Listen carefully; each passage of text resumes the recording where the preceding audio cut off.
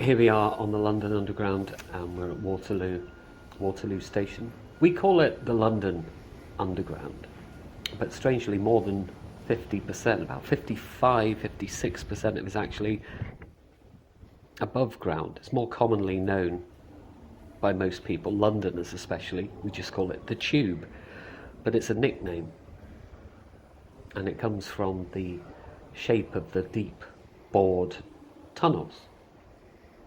A lot of the subways in the world, they have space around the trains, but here there's usually only just enough space around the train for the train to get through.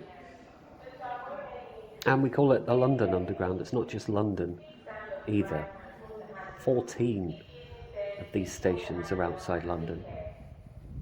They serve different counties, parts of Essex, parts of Hertfordshire, parts of Buckinghamshire, and 5 of the London Underground stations are actually outside the external motorway, the London M25. They call it the orbital motorway. So, what did we say? 50-something% overground, and not just serving London. We should really maybe rename this tour Ghosts of the Tube, but it's too late now. I've done it. And before we get on with a few of the stories, a few facts and figures to get them out of the way. It has way fewer stations than Paris or New York, 200 or so less than New York, in fact. But it is the longest underground railway in the world by track length, route length. It's way over 250 miles, over 350 kilometres. And it's also by far the world's oldest. The Metropolitan Railway Company, they opened the first line, that was known as the Metropolitan Line, for business on the 10th of January 1863. And after only a few months, its trains were carrying over 26,000 passengers a day. And that's in 1863. Today, what are we talking now? 160 years later, the London Underground services over 270 stations, and it's comprised of 11 tube or underground lines. Let's see if I can remember these. I learnt them alphabetically. Okay. Bakerloo, Central, Circle, District, Hammersmith and City, that's one line, Jubilee, Metropolitan, Northern, Piccadilly, Victoria Line, and the Waterloo and City. That's 11. It serves, as I mentioned, over 270 stations. Of the 32 London boroughs, only 6 of them, and I've remembered these as well: Bexley, Bromley, Croydon, Kingston, Sutton, and Hackney. They're the only 6 that are not served by the Underground network. And extensions to all of these areas are being planned. Of course, hundreds of millions of journeys are made each year by commuters, locals, tourists. But you don't want the facts and the figures, you want the scary stories. This is part 1. I realised doing the research of this, there's no way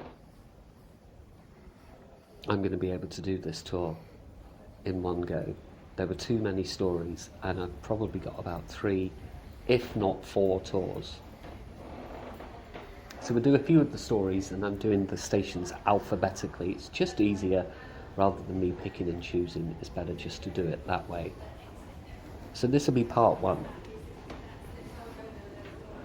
One of the big headaches that faced the engineers, the construction workers, and the same happened in Paris with the metro there, was how to gradually develop and expand the network without disturbing and digging through, disrupting all the older stuff underground. And by the stuff, I mean burial grounds, and in particular in London, plague pits.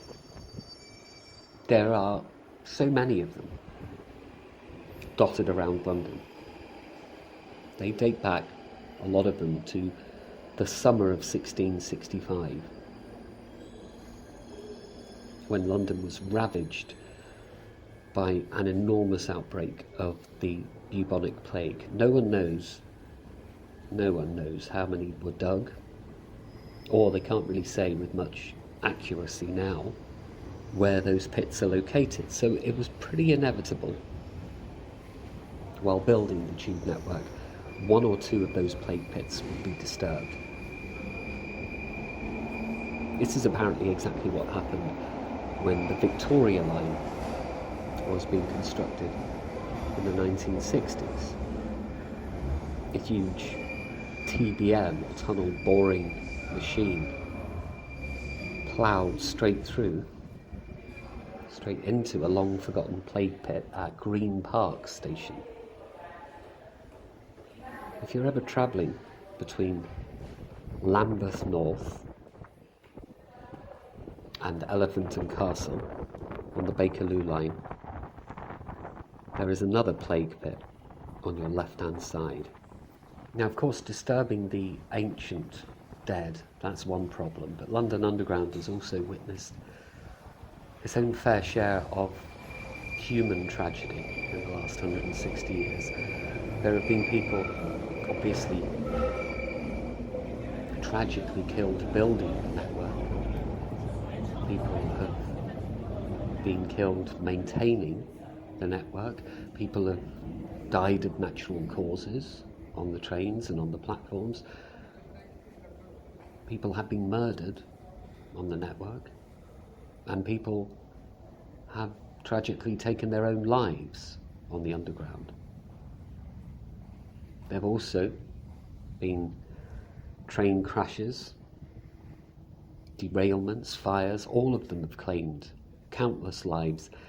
In the Blitz on London, 1940, 1941, many underground stations were bombed, and they caused terrible losses of life.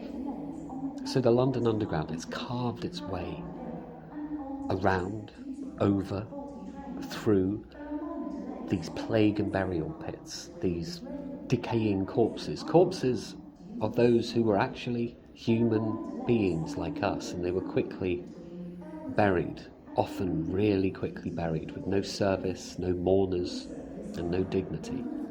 It's also played host to some very sudden, very untimely and violent deaths.